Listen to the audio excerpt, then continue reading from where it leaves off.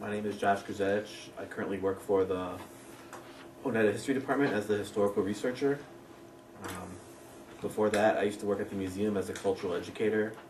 I worked for the tribe for going on 12 years now. So I've held this position for 6 years and did one for about 5. So I've went to school, of course, and I majored in history at Madison, and then I got just completed my master's degree in history from Southern New Hampshire University. So that's just a little background on me. Like I said before, I used to be a teacher before I did all this. So if you guys want to ask questions or interrupt me, feel free. I'll be used to it because that's the way the kids are when trying to do stuff. Or you can raise your hand, or however you feel comfortable. Just let me know. So the first thing we're going to talk about is selective historic memory, and what that is. There's the old saying that history is written by the victors or the winners or whatever, and that's completely true. They decide what is kept and what is remembered. And there's a story in 1824. President Monroe at the time invited Marquis de Lafayette back to the United States. He fought in the Revolutionary War with Washington, and he brought him back as kind of like a celebration to go through all the old places and all the old battlegrounds, and there were big parades that were held in his honor, and people poured out and cheered him on, and there's a lot of handshaking and smiling and no pictures, but things being drawn about it, and it was a big deal. And he's going through all these places and going to all these battlefields, and he was going through New York, and when he got to New York, to upstate New York, he stopped them and he asked them where were the Oneidas, or where are the Oneidas, because up until this point there were no Oneidas in any of these celebrations or in any of these battles or any of these cities that he was at, because the people, even in that short amount of time, had forgotten the contributions that the Oneidas had in the Revolution and in certain battles and in certain war, and during the whole war. But Lafayette didn't forget. He was adopted by the Oneidas. He remembered them, and he asked where they were. So when he asked, then they quickly got together a little ragtag group of local Oneidas that were veterans, and they brought them to him, and he recognized some of them from the war, from fighting alongside of them. There were some famous ones there, like Black Cop and Henry Cornelius, and the son of Honoré Dockstader, were all heroes during the Revolutionary War. He granted them a private audience where he talked to them in private, just with him and the veterans, which is something that was rare on this whole tour. He didn't really grant private audiences to anybody, so put the Oneidas in a place of honor, and it was a sign of respect and prestige for them. But that's just one incidence of selective memory where they had already forgotten about us. And then there's another one I have in ORISKANY in 1877, 100 years after they fought the Battle of ORISKANY. There was another celebration held at the battle site, and again at this celebration, it was a huge deal. They said there were 70,000 people there in 1877, which is a huge number, and that they had guest speakers, they had celebrities of the time of the day that were there. And again, during this whole day-long presentation, there was no mention of any Oneidas that were there at all, even though the Oneidas only know 1 in 7 of the combatants at the Battle of Oriskany were Oneida, around 1 in 7. I looked at it, sometimes it says 1 in 6, sometimes it says 1 in 8, but around 1 in 7 of the combatants were Oneida. There was no mention of any of the heroes of that battle, Oneida heroes like Honoré Dockstader or Black Cop. So again, the Oneidas were forgotten 100 years after, and they're forgotten today in history books today. Like I just said, I just went through a master's program, and I took a Revolutionary War class, and there's no mention of Indians at all in the class that I took at the master's level, even much less in high school or in regular undergrad college. So our contributions are forgotten, and it's selective historic memory is the reason for this, that the victors wrote the history and they wrote us out of it. So I'm here doing this just kind of to remind people of our contributions and what we did. up to that point. Anyone have any questions or anything? I'm going to be asking that a lot because I like participation, but you don't have to participate. So I've divided this up into 3 main sections. There's the build-up to the war, there's our actions actually in the war, and then there's the end of the war, are the 3 sections that the 3 parts I'm going to be talking about, really. So, in the build-up to the war is, like I said, I'm going to be talking about those 3 parts. First off, we're talking about the American Revolution, which was fought between who? Anyone know? British. The British. And the colonials. And the colonials. That's correct. The British and the colonists, the British and the Americans, the British and the early United States, whatever you want to say. So that's who fought in the Revolution. And I'm going to be referring to. How many of you guys have ever heard of the word Haudenosaunee before? Raise your hand. How many have heard of the word Iroquois? 5 or 6 nations. These are all referring to the same group of 6 nations or tribes that are together as one. So in my speech, I might flip back and forth between them. I don't do it consciously, but I just might do it. Just know that Haudenosaunee, Iroquois, 5 or 6 nations are all referring to the same group of people. And it depends on who was talking about them in history as to what they're referred to as. We call ourselves the Haudenosaunee. That's usually the accepted English way to say it. The British call us the 5 or 6 nations, and the French call us the Iroquois or the Iroquois. So, depending on who was writing about us is how. But that's all it refers to the same group of 6 nations that were banded together and as one group. So, at the beginning of the war, when both the British and the Americans wanted the Iroquois to be on their side, or at least remain neutral, because they knew we were militarily mighty enough and had enough sway that we might be able to influence the outcome of the war.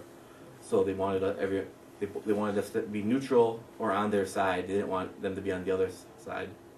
So originally that was what their plan was. They wanted us for the military might. Our military might and our strategic location. You can see here the traditional homelands of the 6 nations. From right to left, the Mohawk, the Oneida, the Onondaga, the Cayuga, and the Seneca. You can see the United States was on the right-hand side of that, where Philadelphia, New York, that's where the colonists were mainly located. And then the British still controlled all of Canada and everything to the west. So our homelands are right in the middle of where right where everything was intersecting, where everything was going to happen. What is the Tuscarora? The Tuscarora are actually in Oneida territory. They're not on this map, but they're in. There's a section in Oneida territory where the Tuscarora are located. That they have their lands there, because that was part of traditionally that was part of the Oneida's job was to be accepting of other nations. Like that's why we have a relationship with the Stockbridge and the Brotherton and all the other nations that came, because it was our job to greet them and welcome them in and to provide them with a place to stay. So that was our job in the Confederacy, part of our job in the Confederacy.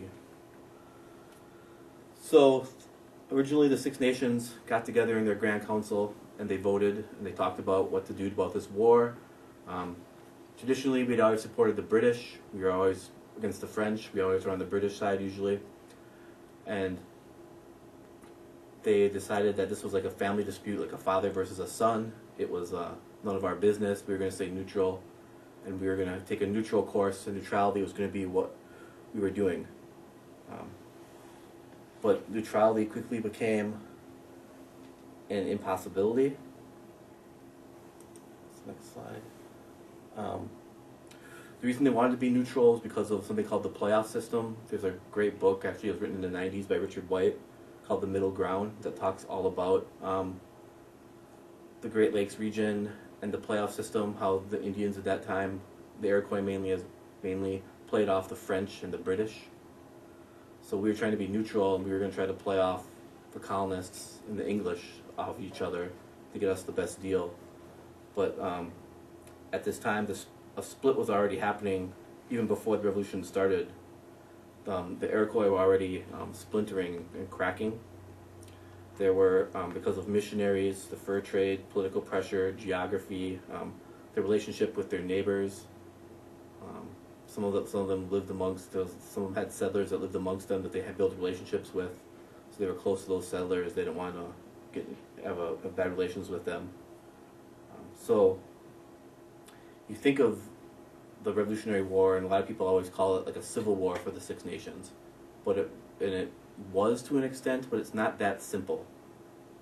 Everyone always says that the Oneida and Tuscarora supported the Americans and the other four nations supported the other side. It's not that clear cut. It didn't go by nation. It went by village and by family and by clan level. It was a much more disjointed group. Like whole nations didn't support one way or the other.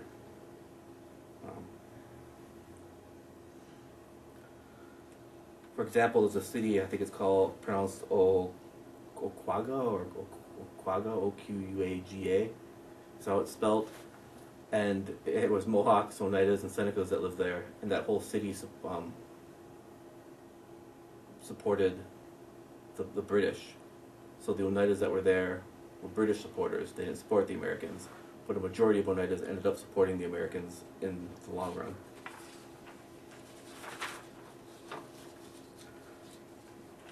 But being neutral, like I said, was an impossible task. Another Oneida who was a British supporter was a chief called Rail Carrier. He was the Oneida leader of the British faction of the Oneidas. I just want, if you don't get anything from this presentation, get this, that just remember that it wasn't divided up by nations. Like all the Oneidas didn't support one side or the other side. It was broken up. And it was like that throughout all six nations. All the six nations were broken up. They weren't all one way or the other.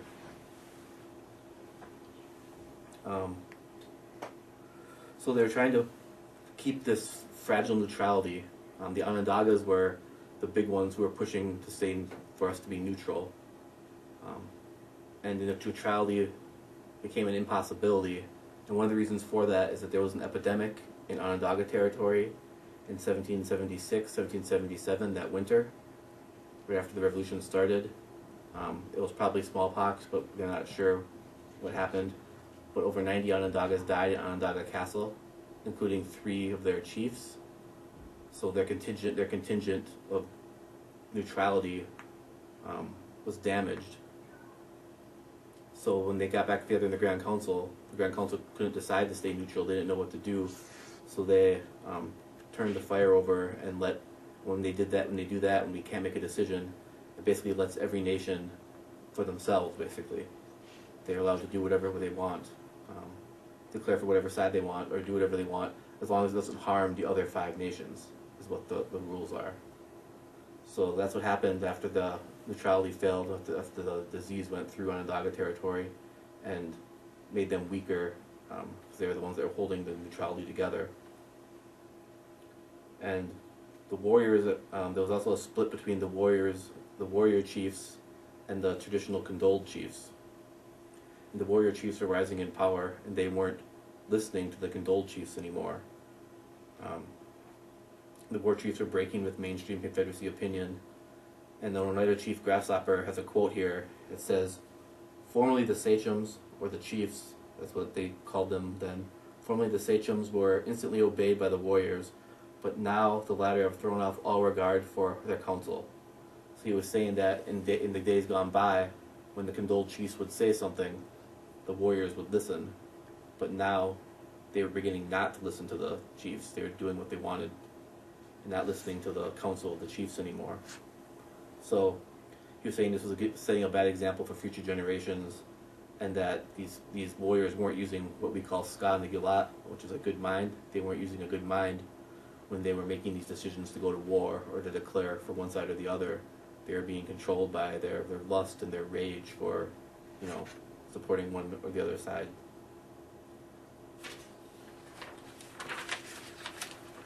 So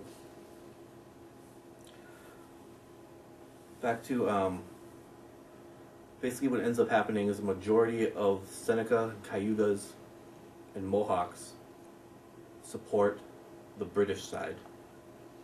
And the reason for this is because of our traditional ties to Britain. Like I said before, we always supported the British. So that's part of the reason why they supported the British. But the other reason why is that the settlers at this time, there was a treaty of Fort Stanwix that was signed in 1768, and it reestablished what was the frontier boundary, and it pushed it west into Oneida territory. So the frontier boundary was in, if I go back to that map, the frontier boundary was here now in Oneida territory. So all of the Mohawk lands basically were open to settlers. So the frontier boundary was somewhere around in there, and these settlers were pushing that frontier boundary and angering the rest of the Six Nations. So that was part of the reason why they were supporting the British, because they thought the British crown or the British could control their subjects and stop the settlers from crowding in on their territory. And the Mohawks supported the British because they were upset because they had already lost a lot of their territory to settlement. It was still theirs, but the boundary said that settlers could be all over the place in their lands. So they were upset about that, so they supported the British too, thinking the British could reverse it, or again, stop the flow of settlers from coming in.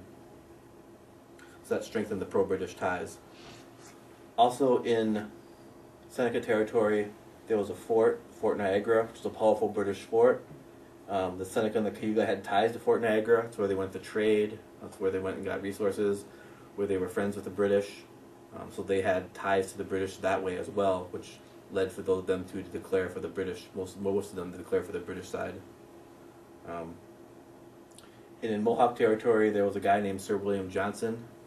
He was, what I wrote down here, he was the British Superintendent of Indian Affairs for the Northern Colonies. So he was the Crown's representative to natives in North America, basically. And he dealt a lot with the Six Nations since he lived, and his estate was located in the Mohawk territory. So he had close ties to a Mohawk war chief named Joseph Brant, who's pretty famous. He fought throughout the Revolution on the British side against the Americans. Joseph Brant's sister, Molly Brant, sometimes referred to as Mary, depending on what you're reading, it never says they're married. We'll just say she was the spouse of William Johnson, and they had like 6, 7 children together. So he was married into the Johnson family. He was close to the British, so he helped sway most of the Mohawks to be on the British side during the Revolution. So Joseph Brant had family ties to England, and he was also sent to England by Sir William Johnson, by the Johnsons. And while he was there, he saw London, he saw the Empire, he saw how rich and wealthy the English were. He saw their might, and he thought to himself that there's no way that these colonists can beat this vast, huge empire that I just saw in this grand city, basically. So that's part of the reason why he also helped sway the Mohawks to join the British side during the war. By 1777, he was actively recruiting Iroquois to go against the colonists. I also want to mention that Sir William Johnson passes away in 1774, so right before the Revolution begins. He passes away, and there's somewhat struggle, or there's different leaders that come around, but eventually his son, John Johnson, takes his place after his death.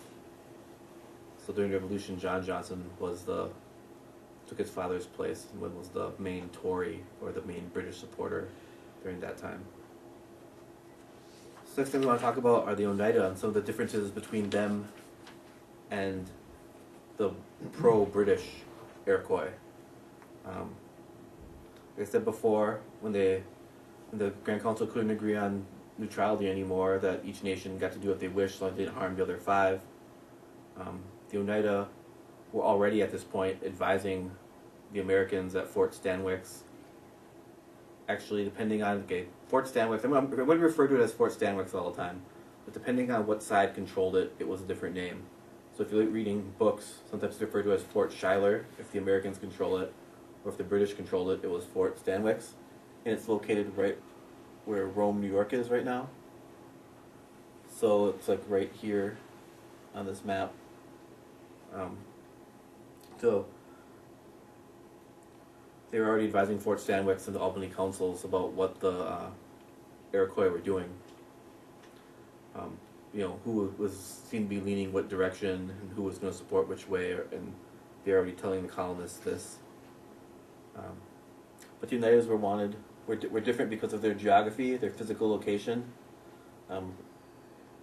and something called the Oneida Carrying Place. You can see here, this red line here is a water route that goes from the Atlantic Ocean to the Hudson River to the Mohawk River. And there's a spot here, a portage, where they had to stop with supplies, and there were people there with donkeys and carts to carry their supplies over to this Wood Creek here to let them continue through this waterway into the Great Lakes. So this was a major water passage for supplies and troops, and it's called the Oneida Carrying Place. And it was strategically very, very important, and it's one of the reasons that people fought for our allegiance and our territory so much, is for this carrying place. Because you could move troops or supplies through the waterway, which is by far the fastest way at the time to move things, instead of just going over land. The Oneidas were also different because of Christianity. For some reason, no one really knows the reason Oneidas converted to Christianity in much greater numbers than the other nations did.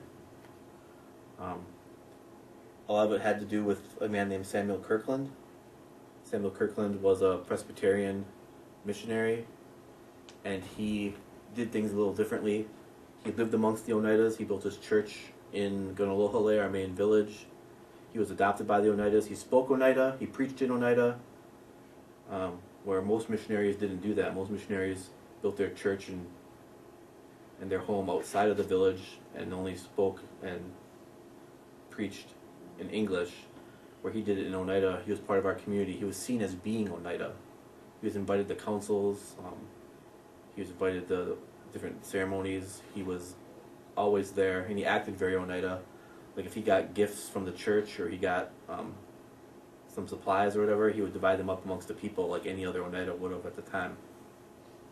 So he was considered to be Oneida, and he was very, very pro-colonist, pro-American. So he helped shift the Oneida to that side to go against the other nations that were supporting the British, the other people that were supporting the British.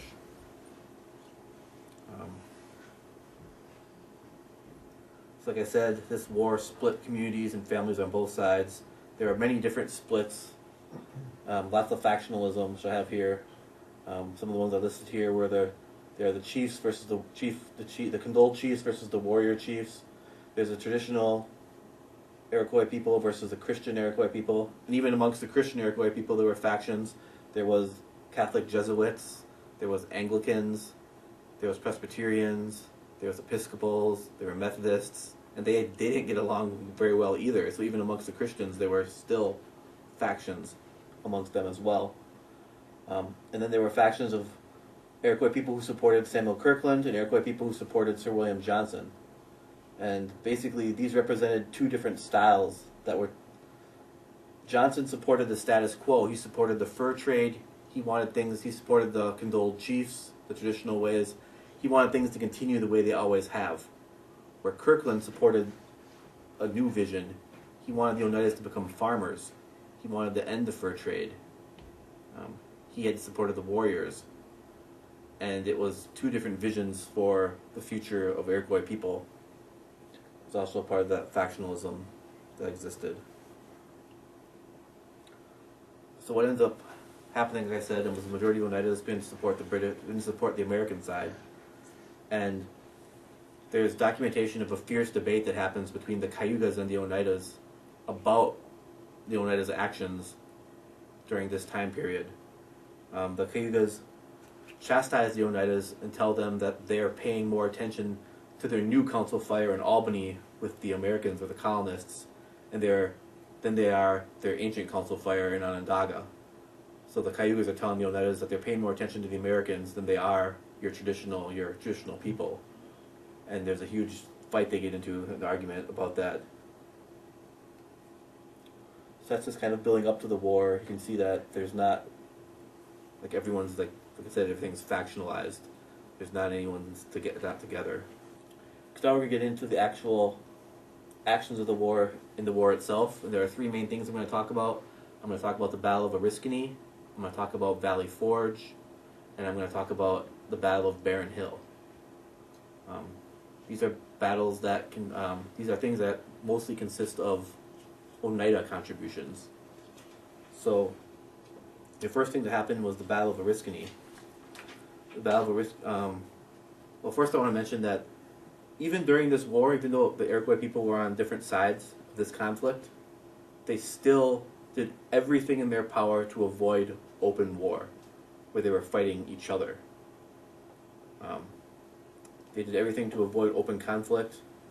Whenever they caught prisoners from the other side, they would release them right immediately. And they tried to convince their allies, both the British and the Americans, to do the same. Whenever an Indian was caught, they petitioned for them to be released back to the other side. They were kind of pretending like they weren't at war with each other, but even though they were just trying to not actually fight amongst themselves. So Oriskany happened in 1777, and it's the first and only documented time where we have Iroquois people fighting Iroquois people. And what ended up happening is that, I showed you Fort Stamets before, where Rome, New York is. Fort Stamets was controlled by the Americans at the time, so it was Fort Schuyler then. And the British surrounded that fort and were laying siege to it. They were going to try to starve out the Americans and take over the fort at the Oneida carrying place. What ends up happening is that there's a general named Brigadier General Nicholas Herkimer. He sees what's happening. He goes through and he rallies the militia, and he rallies about 700 troops to his cause, and about 60 Oneidas he gets from the town of Oriska, which is where the Battle of Oriskany takes place, right next to Oriska. So that's where the name Oriskany comes from. So he's got these 700 troops, and his plan is to get supplies, which he gets supplies and stuff.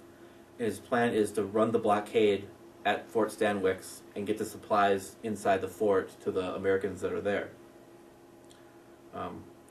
He's got a complicated plan where he's going to sends messengers to get through the lines into the fort, and the fort's supposed to fire 3 cannon shots to let them know that's when they're going to start their attack, and then the fort's going to send a salvo or a group of troops themselves to attack to make it easier for them to get through. What ends up happening is that in Oriska is who happens to be there at the time is Molly Brant, Joseph Brant's sister, and she sees this happening and she learns of these plans, and she goes and tells the British and the pro-British Iroquois people what's happening. So what happens is they rally their troops together, and the Seneca were already there because the British invited the Seneca to come watch the siege of the fort. Because they were like, the siege isn't going to last long. We're just going to show up. The Americans are going to give up. We're going to take over this fort. The Seneca can see how mighty we are, and that supporting us is the right move. So there were already a bunch of Senecas invited. All the Seneca chiefs were there to watch the siege. So what ends up happening is Joseph Brant shows up and he rallies some Mohawks and Senecas, about 500. He gets about 500 troops under his command, or the command of the British, but really it's the Indians that command those troops, because 4/5 of them were Seneca and Mohawk. So 400 out of the 500 troops were Seneca and Mohawk people. And what happens is they lay an ambush for Herkimer and his colonial forces and the Oneidas.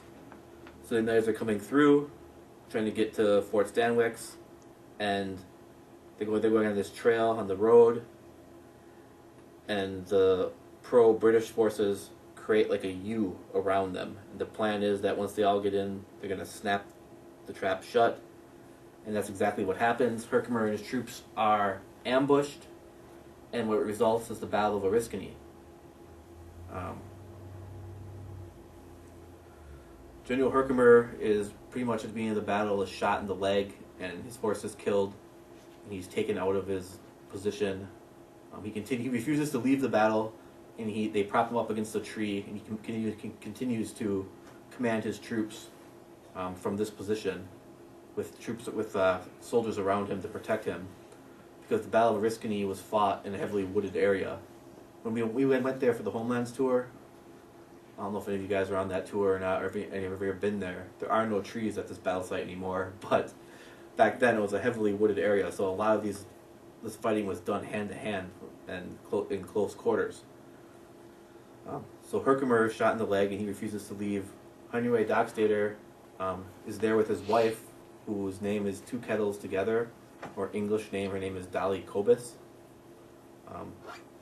She has 2 pistols that she uses to fight with during this whole battle. She fights alongside her husband until her husband, anyway, gets shot in the wrist, and he can't load his gun anymore. So then she stops, loads his gun for him, and gives it to him during this whole entire time this battle is going on as well.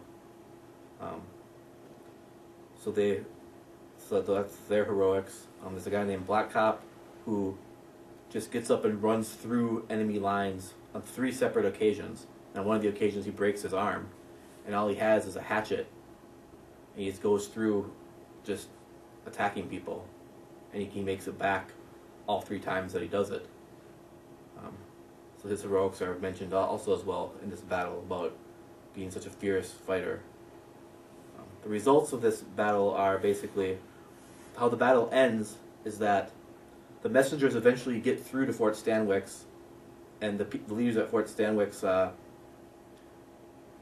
know that the militia is coming to help them, so they send out their salvo of troops, and the salvo of troops get out, and they get to the Indian encampment. And the Senecas, like I said, the Senecas were there to just watch the battle. They didn't know they were going to be participating in any fighting. They were just there to watch the siege. So they brought their families with them. So if all the men are off fighting in the Battle of Oriskany, who's that leave back in their little encampment? The men are all gone. Who's left? Women, children. So the women and children are attacked by this force, but they're not dumb. They see the force coming, and they scatter and they run and they hide in the woods. But their camp is basically empty. So the Americans go through and they trash their camp and they set things on fire and they take all the supplies that they can and they bring it back to the fort. What happens is that the men fighting in the Battle of Oriskany, the pro-British forces, hear what's happening back at their camp, and they all decide to leave and go back to their camp to defend their camp. So they leave the battlefield, and that's how the battle ends. So officially, it gets counted as a colonist or American victory because the British are the ones that left the field. But in reality, it's not. The battle was basically a bloodbath. It was one of the bloodiest battles in the whole war. Herkimer went in with, like I said, 700 troops. He left with 150, and 50 of them were and another 50 injured. So there were 500 casualties for his side during that raid, or that battle, where the British lose about 25. They have a force of 500, like I said, 400 of them being Seneca and Mohawk.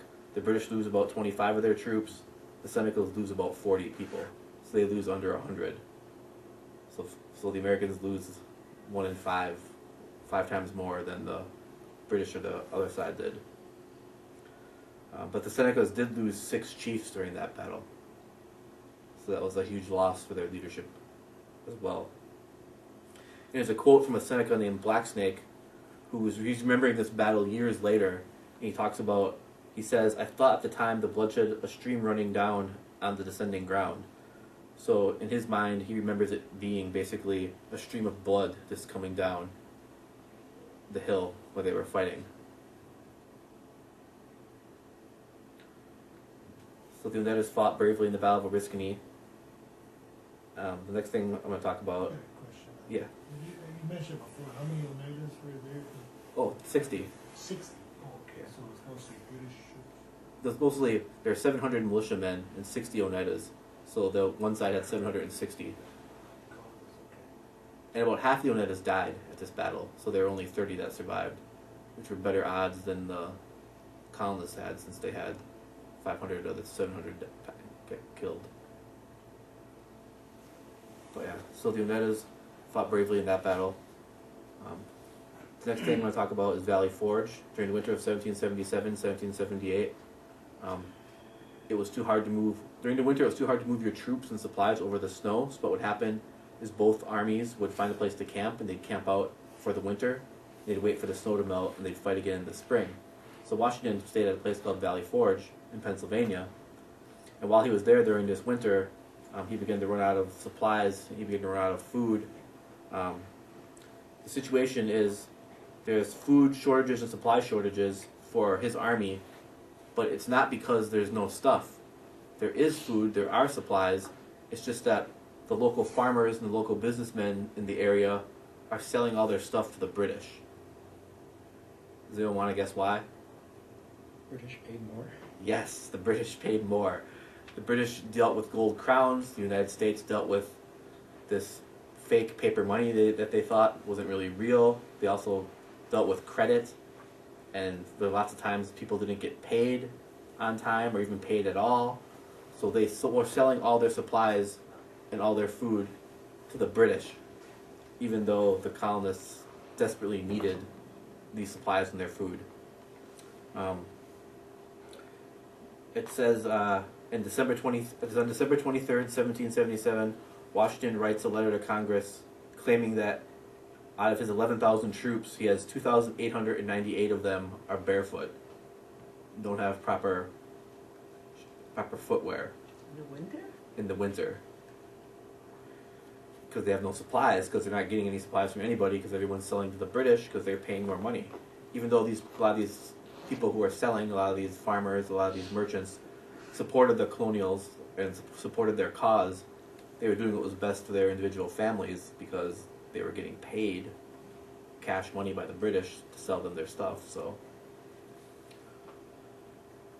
General Lafayette, who's also in Valley Forge at this time, reports of witnessing many people lose limbs and toes from amputation because of frostbite. Washington writes to the president of the Continental Congress at the time, Henry Lawrence, that a dissolution of the army is basically going to happen. He's going to send the army home because his troops are suffering so much unless Congress helps him in some way. He's going to send them home, he says, in quotes, to obtain subsistence in the best manner that they can. One of the soldiers that were there was a man named Raymond Schuessler, and he says that half the men were without shoes, stockings, or adequate clothing. So Washington's army was in a pretty dire straits. He puts out a call for help. He puts out several calls for help to Congress, to the local communities, that no one answers except the Oneidas. The Oneidas of Tuscarora hear of this call. They decide they're going to go help their allies. So they get together a bunch of stuff. Oh, I forgot to mention that during this winter, about a quarter of Washington's 11,000 troops either died from starvation, disease, or deserted. So that's a huge number of the army that was gone during that winter. So the Oneidas decide to help, and Chief Shenandoah gets everyone together.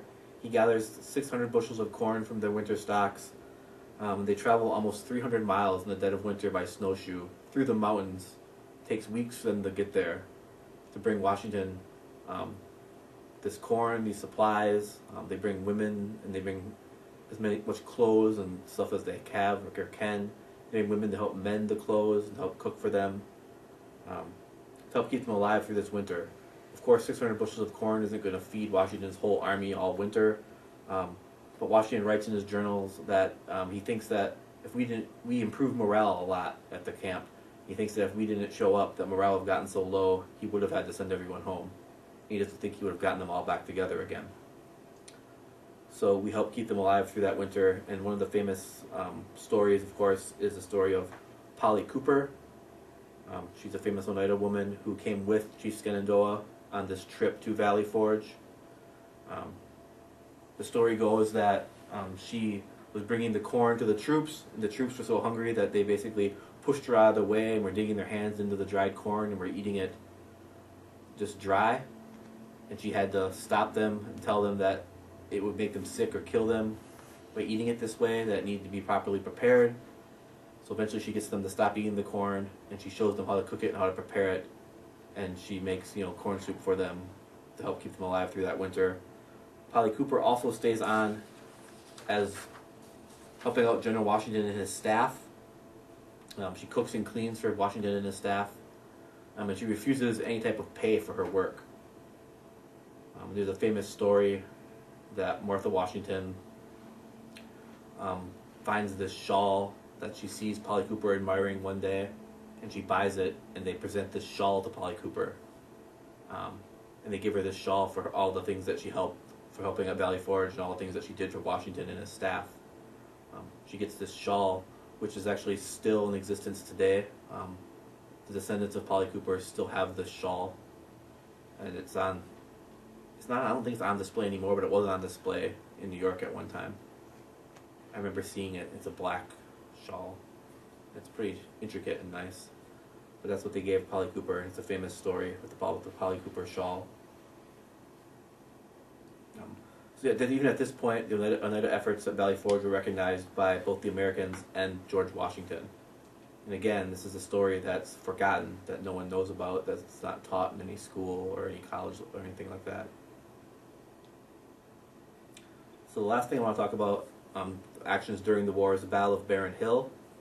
What ends up happening is, on May 5th, 1778, the French to sign a treaty with the United States and decide to join the war effort against the British. So they joined the revolution. The British control the city of Philadelphia at this time, and they fear a French blockade, and they don't want to be caught at Philadelphia blockaded. So they're going to withdraw their troops. Washington gives the young General Lafayette a command and gives him, for how many troops he gave him, he gives him about 2,200 troops, and tells him to go scout out and watch the British retreat, find out what path they're taking and where they're going, so he knows where the British Army is. The British Army consists of about, well, you'll see in a second when I tell the story. So what happens is Lafayette's out there, he stops at a place called Barren Hill to watch the British retreat, but the British have spies and scouts, and they find out where Lafayette is. And their big plan is they want to capture Lafayette to humiliate the United States and the French. Basically, they just signed this treaty, they're going to decide to get involved in this war, and they're just going to capture this famous Frenchman and hold him for ransom.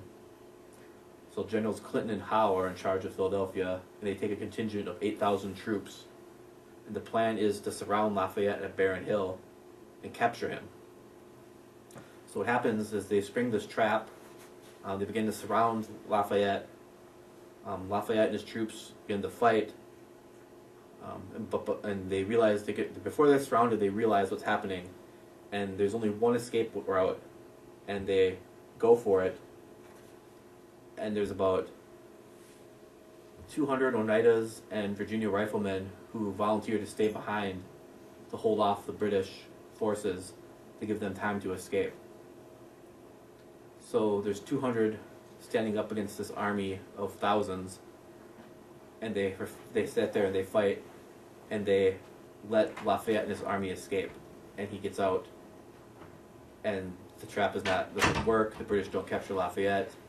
They're kind of embarrassed that they had this huge force, and they're outsmarted by Lafayette and the Oneida and American forces. So what happens from that is the Americans only suffer 9 casualties during that battle, where the British suffer 25 casualties, but 6 natives died, and there's a plaque at Barren Hill commemorating the 6 natives who gave their lives to let Lafayette escape.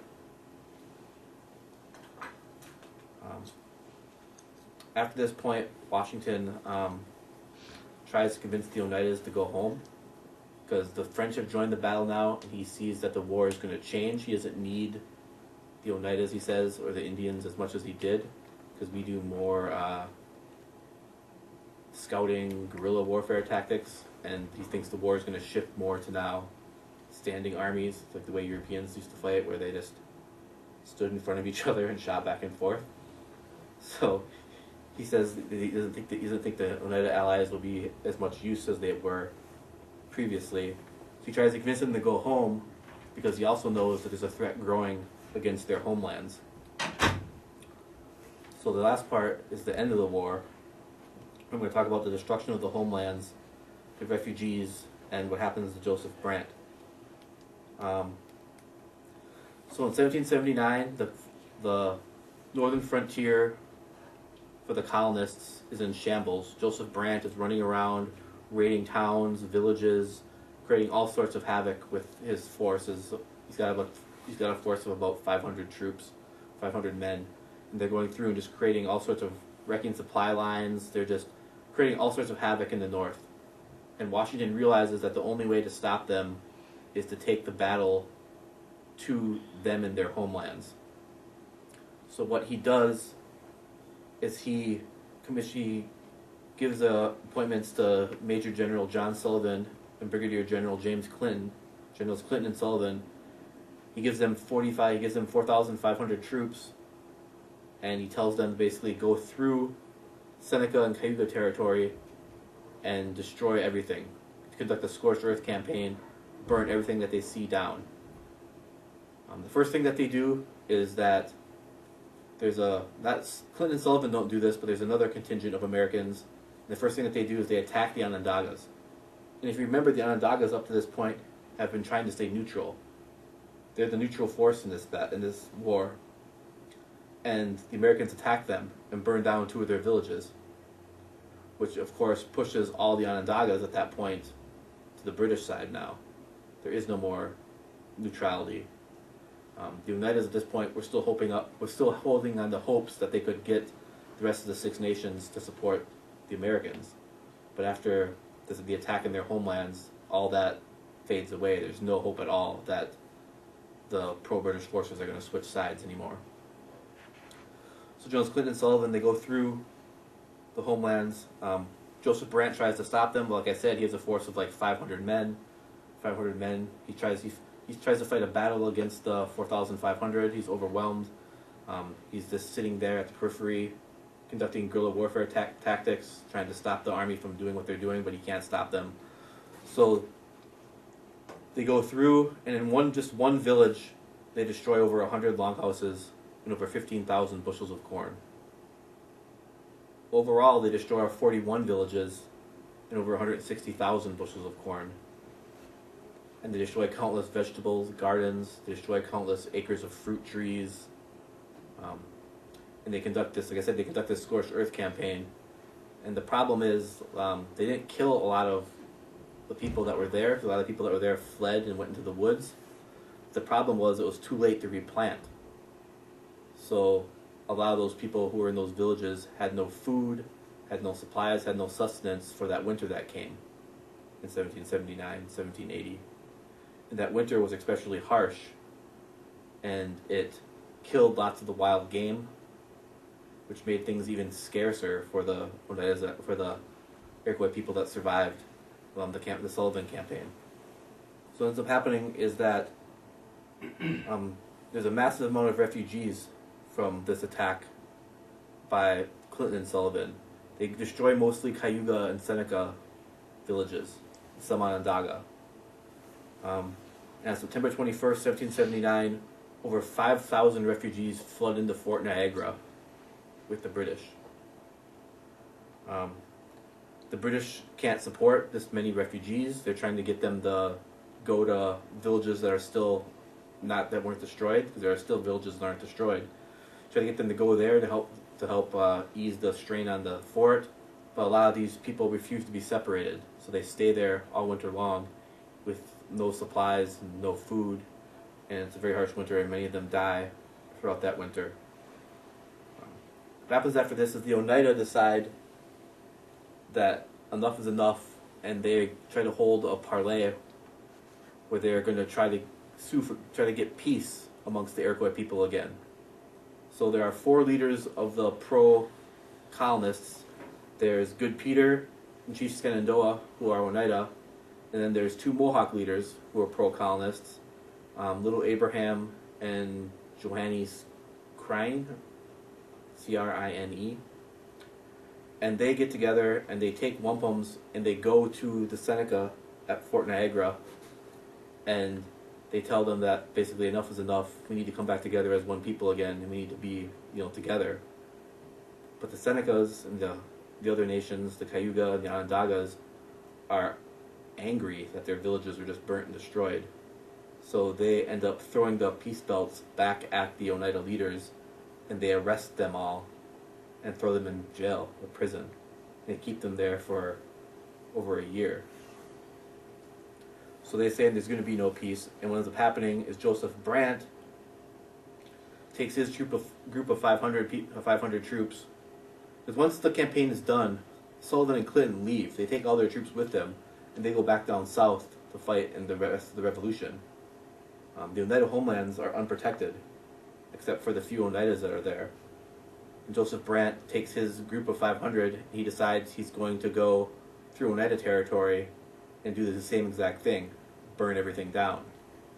So he approaches the village of Gunalohole, which is our main village, and there's a parley for 2 days there, where he's telling them they have to leave. He doesn't want open conflict. He doesn't want to fight them. He doesn't want to have to kill anybody with his army.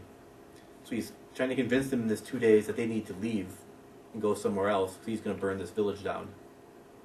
And that's exactly what happens. After 2 days, the women in the village vote. They're the ones that control the village, what goes on within the village. They vote to move their village site. So they gather all their stuff and they leave. And Joseph Brant ends up burning down the whole village, all their supplies, all their food, and everything. Just like what happened in the West, happens in the East because of Joseph Brant. This leads 400 refugees to flood to Fort Stanwix, which is nothing compared to the 5,000 that went to Fort Niagara. But these 400 refugees are Oneida, and at this time the Oneida population was only 650 people. So this is a vast majority of the Oneidas are now refugees at Fort Stanwix, and they get shipped off to the village of Schenectady, where they live in a makeshift refugee camp. And again, much like the people in the East, it was a very harsh winter. Many of them died from disease and starvation and had miserable conditions.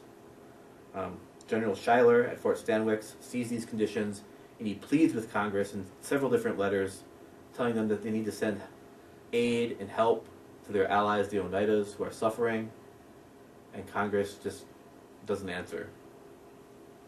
Mm-hmm. Is that Peter Schuyler, Alexander Hamilton's father-in-law? General Schuyler? I'm not sure, actually. That's a good question. I'll have to look that up. I'm not sure if it is or not. Question. I think you mentioned it before, but that was confusing. During the burning of the homelands, the Revolutionary War was still going on, so was it finalized? Yeah, it was still going on. Washington was trying to stop Joseph Brant and his forces from terrorizing the northern colonies, because they were breaking up supply lines, they were raiding villages, they were burning down homesteads, and he writes down that he realizes that the only way for them to stop this from happening is to take the fight to the Iroquois. So he realizes that he needs to bring the fight into their homelands. That's the only way he's going to stop them from doing this, and that's what he does. It would be considered a war crime today, and it's still a war crime then, but that's what he commands them to do, and they destroy everything. So Schuyler's pleading to Congress, and Congress doesn't answer. Schuyler feels so bad that he even takes some of his own personal money and tries to buy supplies for the Oneidas who are refugees at Fort Stanwix. And he goes into debt doing it.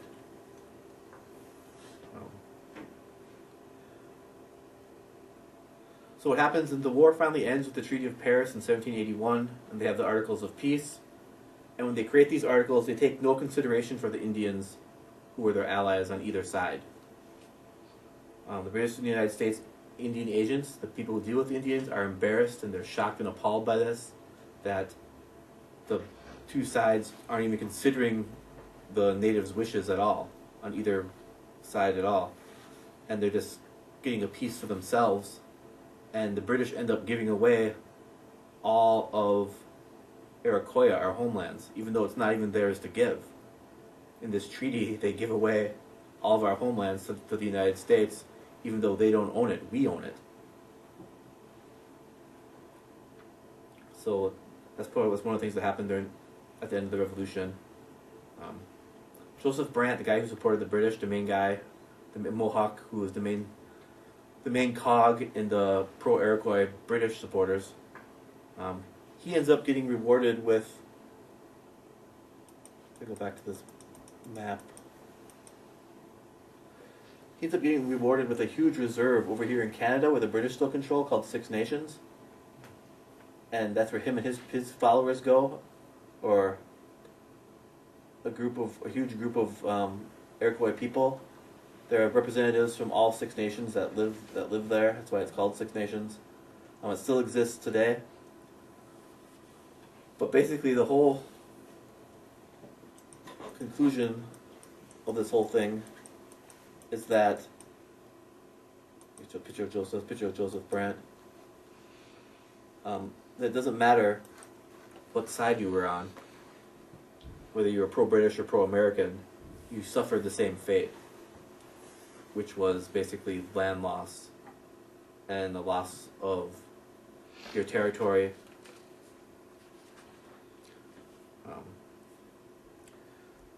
Some people would even argue, some scholars even argue, that the pro-British Iroquois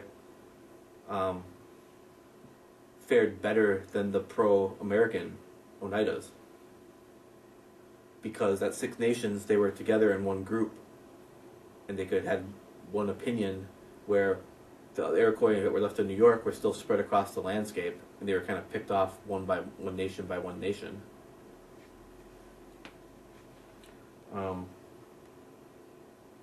The 1779 Sullivan Campaign showed the richness of our lands to the Americans at the outside, so they wanted our lands even more. They began to press into our territories after this at a much higher rate. There's a cycle of land loss that occurs. Basically what happens is there's white encroachment. They start to encroach on our lands. They're taking away resources and supplies. They're taking away game. In order for us to survive, we have to sell part of our land because we can't survive with them there. So we sell part of our land and we establish further back, and then the same thing happens again. They encroach, they take away our game, they take away resources, they take away supplies, they take away our land, we sell again, and it continues over and over again as we keep selling parts of all the Iroquois keep selling parts of their homelands to the United States. There's a challenge with farming, like the old ways of living. The fur trade is gone after this point. There's no more playoff system. The English are basically out of the picture. The Americans are the only ones we have to deal with now. They want us to farm, or be farmers. There's a problem with that. Traditionally, farming in our society is done by the women. There were cultural differences in farming, and a lot of the nations didn't have money for farming equipment to farm the way that the Americans did. So we had trouble farming. Some scholars talk about when the Iroquois couldn't agree on neutrality and they turned over the council fire, they talk about the Grand Council ending at that point. That's not true. The Grand Council still exists today. They still meet at least once a year, usually twice a year. And the proof of that is that there's a treaty signed in 1784, 1789, and 1794 between the United States and the Six Nations, showing that the United States still recognizes that the Six Nations exist. This whole war, of course, leads to Oneida removal. After we're refugees, we lose a lot of our independence, a lot of Iroquois independence in general, as they become dependent on both the British and the Americans to survive at a rate that didn't happen before this at all. The war is disastrous for the Iroquois. We lose our land, like I said, we lose our independence, we lose the population. Our population becomes the smallest it's ever been.